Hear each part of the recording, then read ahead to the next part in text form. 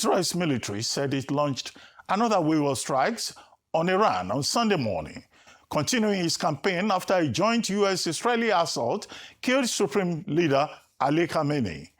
Other senior figures were also killed in one of the most ambitious attacks on Tehran in decades. The latest actions targeted Iran's ballistic missile and air defense systems as Iranians grappled with uncertainty and widespread regional tension. The United States and Israel said the earlier airstrike on Saturday was aimed at ending what they described as a long-standing threat from Iran, including preventing nuclear weapons development. Iranian state media confirmed Khamenei's death and the killing of several of his family members, and Iran's armed forces have vowed further retaliation after launching hundreds of missiles and drones at American and allied targets across the region.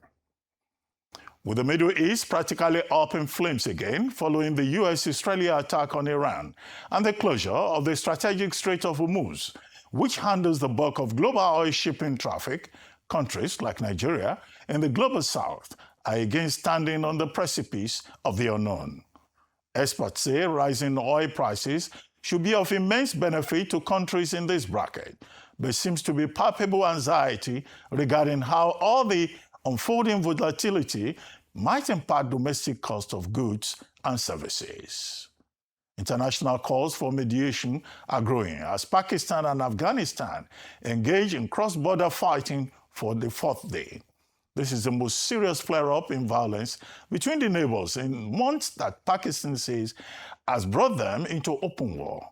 European Union's foreign policy chief Kaja Kallas on Saturday called on both countries to bring down the temperature and enter into talks, warning the violence could affect the wider region. Iran, Jordan, the United Arab Emirates, and Russia, as well as the United Nations Secretary General Antonio Guterres, who has also urged de-escalation and mediation. Afghanistan's Taliban rulers have said they are open to negotiations to bring an end to the conflict. But Pakistan on Saturday said there will be no dialogue, repeating its long-running demand that Afghanistan should stop harboring terrorism, an allegation Kabul denies. Retired Nigerian diplomat Ambassador Keshi joins me now to take a look at these developments. Good afternoon, Ambassador Keshi, and thank you very much for joining us on This Day Live, the Sunday talk show. Good afternoon, Ruben, and I think we are just meeting for the first time this year, so let me say Happy New Year to start with. Thank you, sir. In spite of the trouble all over the world. Yes. Well, tough times. Iran, Israel, US, all the Gulf states involved in conflict, and it seems to be escalating after 48 hours with China, with North Korea, with Russia, all expressing their opinions. What do you make of this latest development, conflict all over the world, with implications not just for global peace, but also for trade, and also, for individuals, with, the whole of the Middle East now practically shut down? Some people have said this could well be World War III, or perhaps we don't need to be that anxious. With diplomacy that failed, will it still solve the problem? Thank you very much, Dr. Abati. Let me make a few remarks on this. I think the world is in such a state we are now because, in my view, because of the irresponsibility of the world powers, who now thinks that because they are powerful, they have the right and the privilege to do whatever they want within the international system. You have the Russians attacking Ukraine, and today you now have the United States and its ally, Israel, doing whatever they want to do or what they had intended to do for so many years. First, we need to understand that the situation we find ourselves today in the Middle East was actually caused by one person the President of the United States of America. 4 years or 5 years ago, he canceled the Iranian deal made by Obama, which, by the way, was working perfectly well.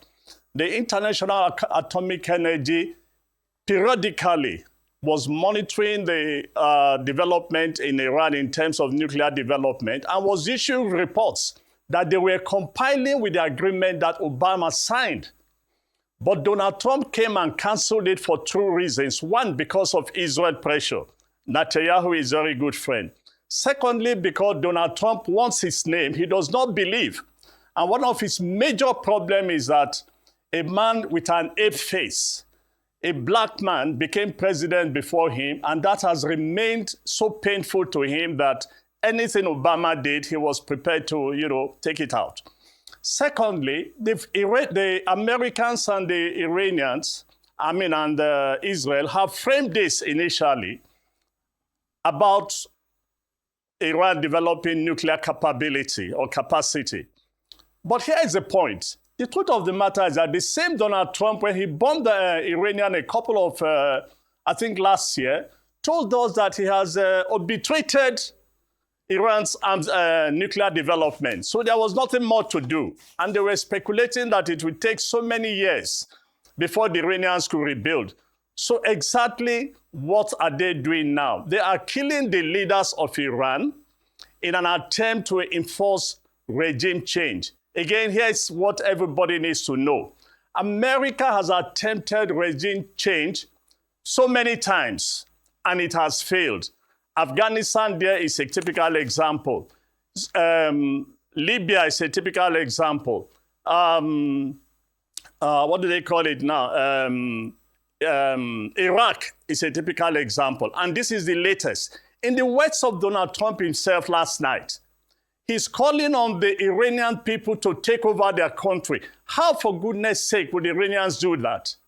So it shows you that America went into a war and they did not anticipate or prepare for who will take over.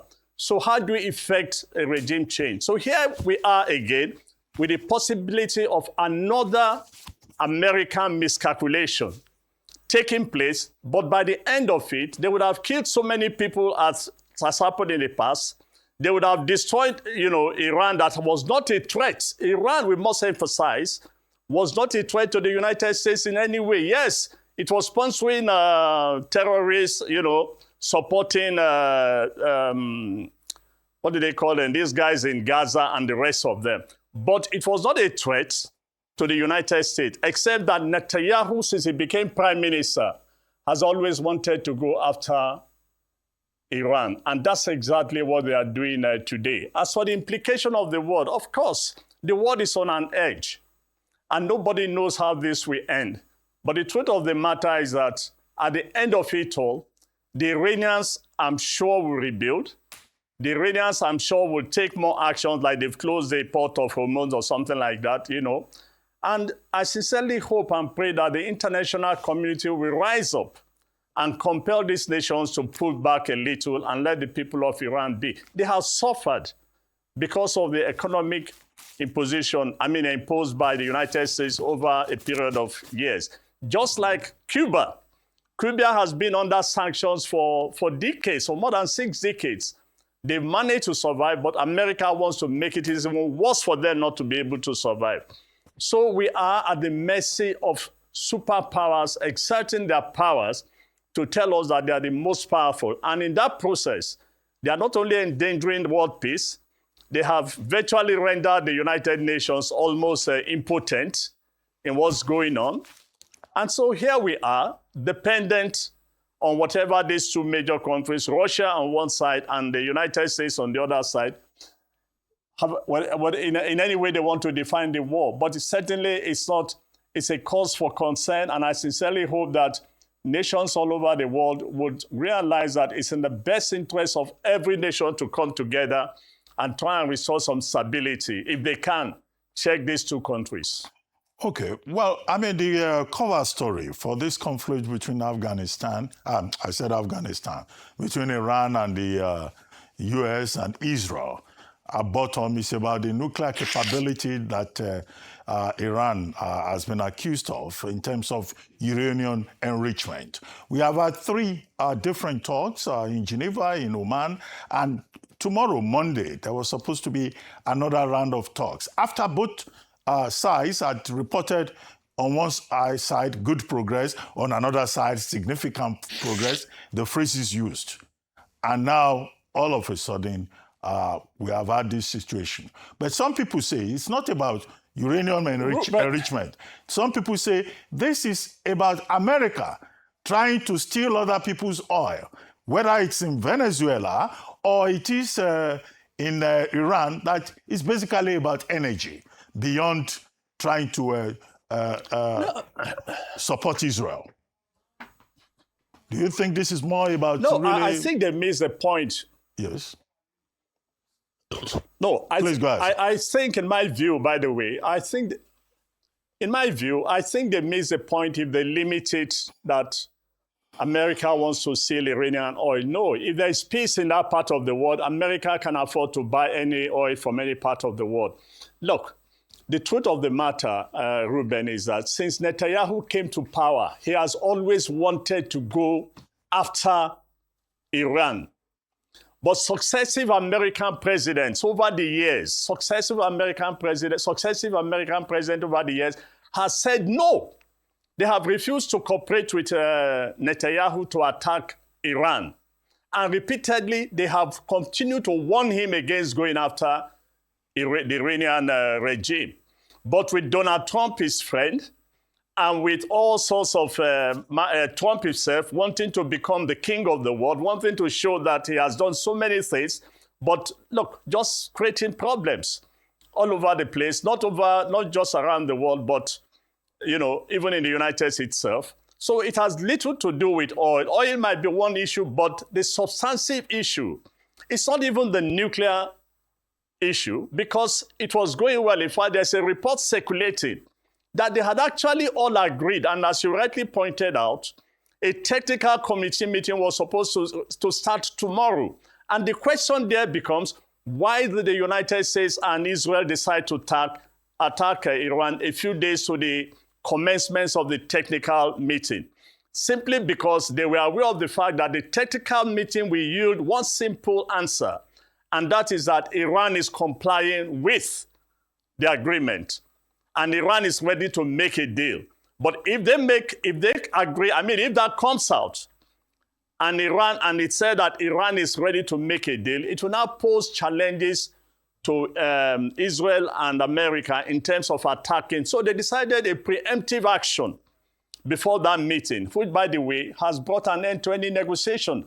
And I don't even see Iran returning to the table so quickly. Not when you have more or less done away with most of his leaders. They need to start again. I hear that there's succession planning that has been done, and until a new guys come into the show or into power, I don't see them doing anything. And by the way, we should not forget that statement that Donald Trump made. He called upon the Iranians to take over their country, meaning, look, I'm done. And remember our own case. He just did one bombing here, and we've been left to ourselves. So we are going to witness the Middle East in serious or severe conflict or crisis as a result of the world powers deciding that they can do whatever they want to do, and there are no forces on the ground to checkmate them or to check them. Well, the Iranian foreign minister and also the military commanders in the IRGC, that's the Revolutionary Guard Council, they've been boasting that there will be very serious retaliation. And we have seen some response from them. Now, what's your assessment of that response, to the extent that they targeted most of the countries in the Gulf states where the United States has its military bases? Qatar, Bahrain, the UAE, the Saudi Arabia, and also Israel itself. Even when some of those Gulf states had pointed out before the attack that they will not support the United States, they will not use their territory as a launchpad for United States aggression. And now, from two enemies, Iran has spread out What's next for Iran? Because it looks like that region now is a major battleground. Look, the region has been destabilized, Ruben.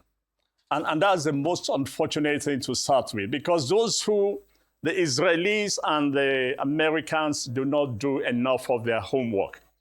Iranians were very clear from the word go that they were going to, retaliate any attack against them.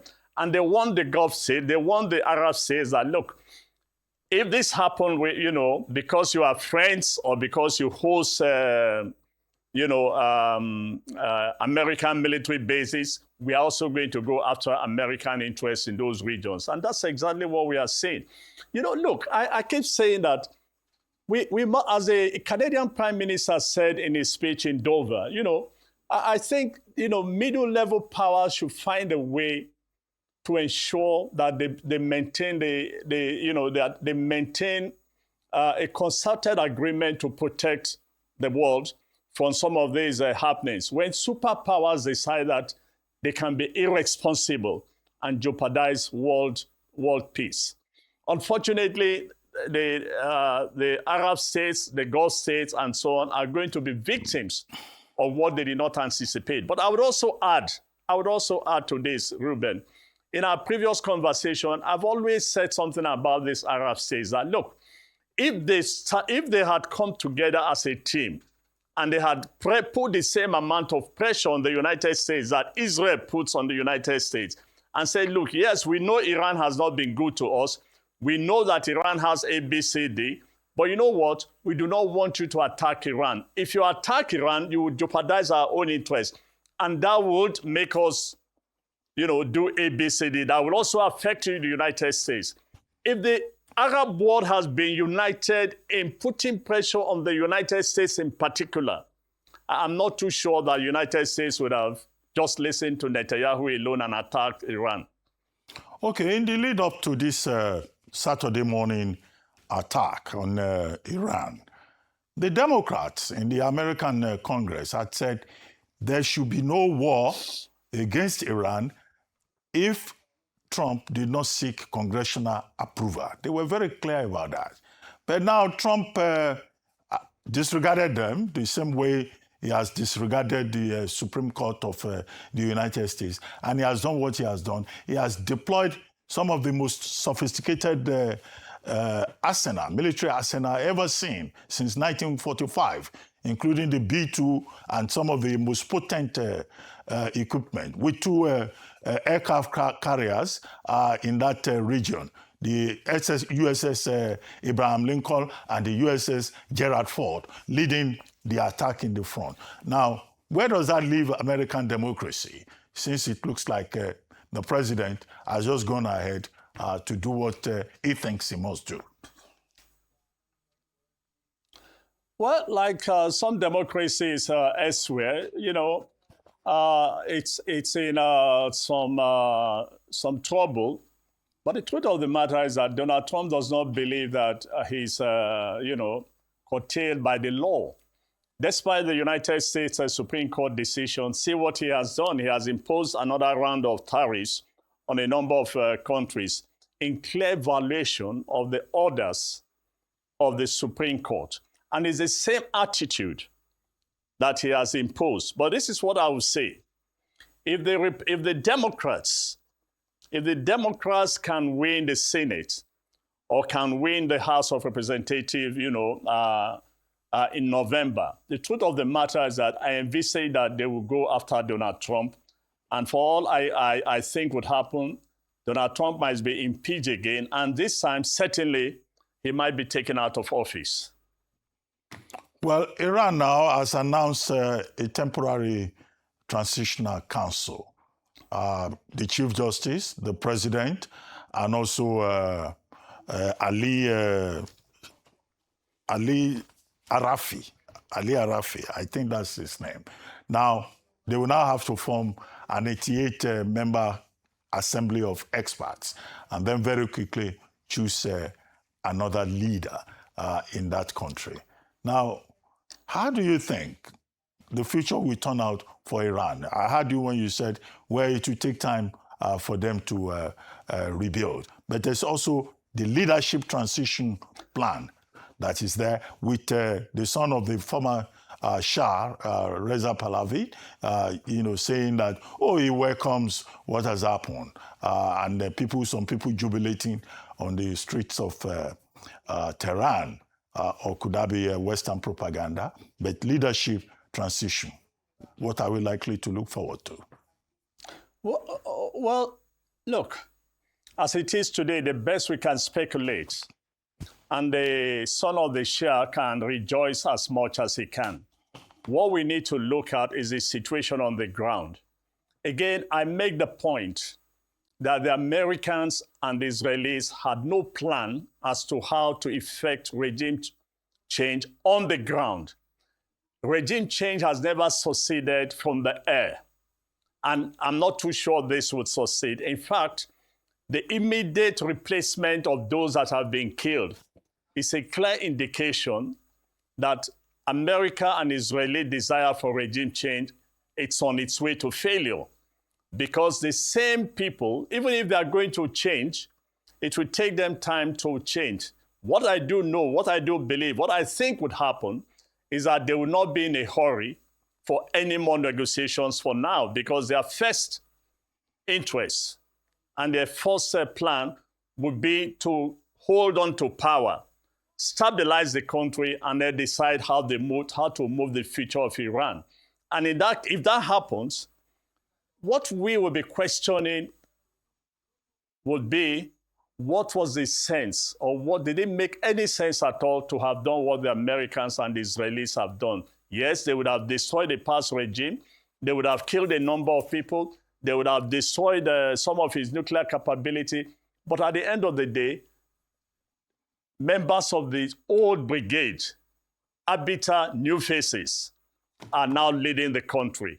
And I do not see them ideologically changing very quickly because of what has happened. This is a regime that is entrenched in its own ideology. And it will be very difficult to quickly get them out, to be broad-minded or to be liberal or to kowtow to the Americans or the Israelis' desire. So it will be an interesting thing to watch as the next few weeks unfold. Okay, one statement by President Trump. He says, "It has always been the policy of the United States, in particular my administration, that this terrorist regime can never have a nuclear weapon." Now, what's the morality behind this? Can a sovereign country that has nuclear power dictate that another country cannot acquire nuclear power, even when Iran says it's for agricultural purposes, it's for its own innovative purposes? I think, Ruben, this is the crux of the matter and where my argument, stands. India has a nuclear power. Pakistan is a nuclear power. The Iron Man or the Little Man in North Korea is every day, North Korea is building up its nuclear capability to a threatening point. The Americans are not attacking him. The Americans are not taking action against him, but they are determined to weaken the ability of Iran to become a nuclear power. Not because Iran is a threat to the United States, but simply because, as I've always maintained, and as so many authors have, insisted, the Israelis simply wants to ensure that there is no power strong enough at any time in the Middle East to pose a threat to Israel. And by the way, I hope you know that Israel has military capability, but nobody says it and nobody actually wants to comment on it. But the whole world knows that Israel has a military capability. And as you rightly said, who gives these countries the right to decide who wants to have a nuclear power or not? It is the responsibility of every country to make its own decisions. So if they decide that it's in their best interest, so if the Israelis in their best interest has nuclear capability, and Iran decides in its own interest to have nuclear capability, who, for goodness sake, is the United States or America or Israel to decide that Iran must not or should not have a nuclear capability. No, that's a decision that has to be made by the people of Iran or the government and the people of Iran themselves. Okay. If Nigeria decides tomorrow to have a nuclear capability, it's our interest. Okay, just two quick questions. The first is, where is diplomacy? And that takes me to the situation between Pakistan and Afghanistan. Now, both sides are trading blames. It depends on which side you are listening to. Pakistan says it attacked Kabul District 6 because you have the Taliban there. Afghanistan says it is defending itself. It's a question of retaliation. Now, Qatar and Turkey in 2025 are trying to mediate between both countries over this their border ideological conflict and all of that, but it failed. We have also seen in Russia and Ukraine how diplomacy has not yielded the kind of expected result. It's the same situation that we are facing with Iran and the United States over nuclear energy. Is this the end of diplomacy as we know it? Are we now in a world where diplomacy will not work anymore? What works now, it appears, is might. No, might is right. No, it's not the end of diplomacy, Ruben. And don't, please, there are so many diplomats all over the world. Don't get them out of jail so quickly. No, look, listen, what we have are people who do not, particularly in the United States today, what we have, it's not a question of whether diplomacy works or it doesn't work. We have people who do not have patience or understanding about how diplomacy works. Diplomacy is patience. It takes a long time to be able to get people to agree on any issue, particularly when they are bitter enemies. The other thing that, and I think I've said this in one of our interviews, that as of today, the Americans are not honest brokers. And then secondly, the way they've been going about it, look, in a very complex situation like this, you just don't think that one visit by a special envoy would bring everybody to the negotiating table. Please, let's go and see what Kissinger did a couple of years ago. He was traveling sometimes secretly all over the place, negotiating left and right until he was able to find a common ground before bringing everybody to the table to sign an agreement.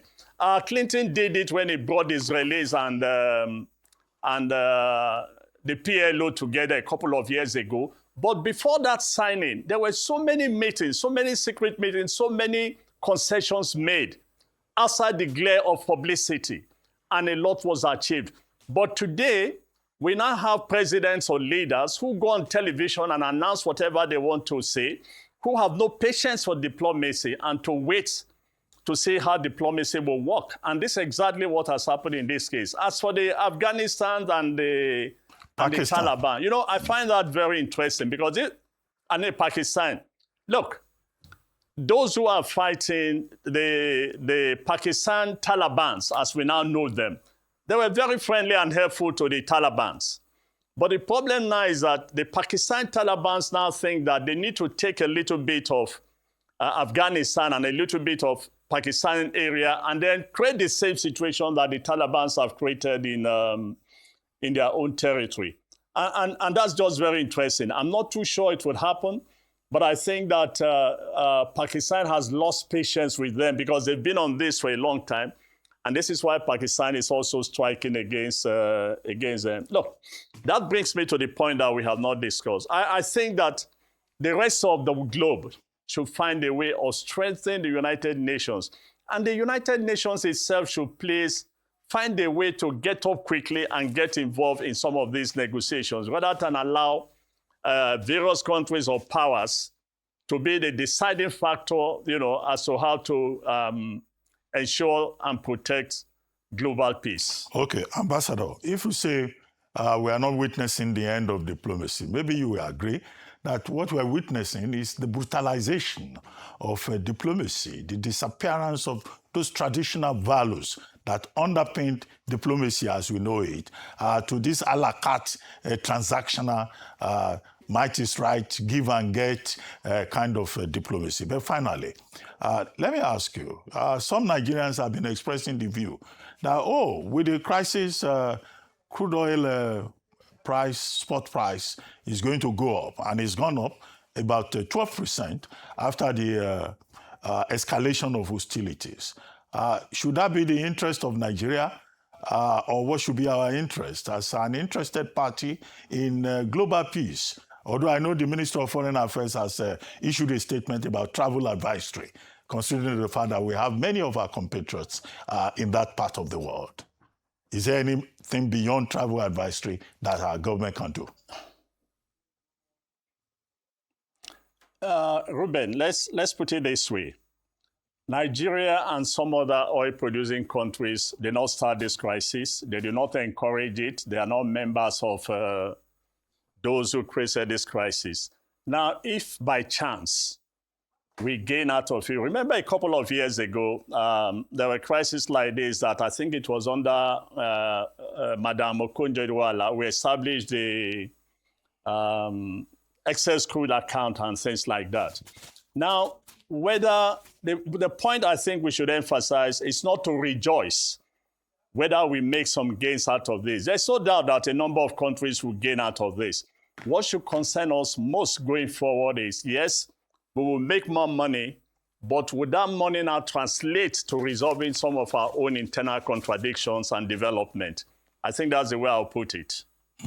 Well, on that note, I would like to thank you very much, Ambassador Joe Keshi, for joining us on This Day Live, the Sunday talk show. Thank you very much indeed.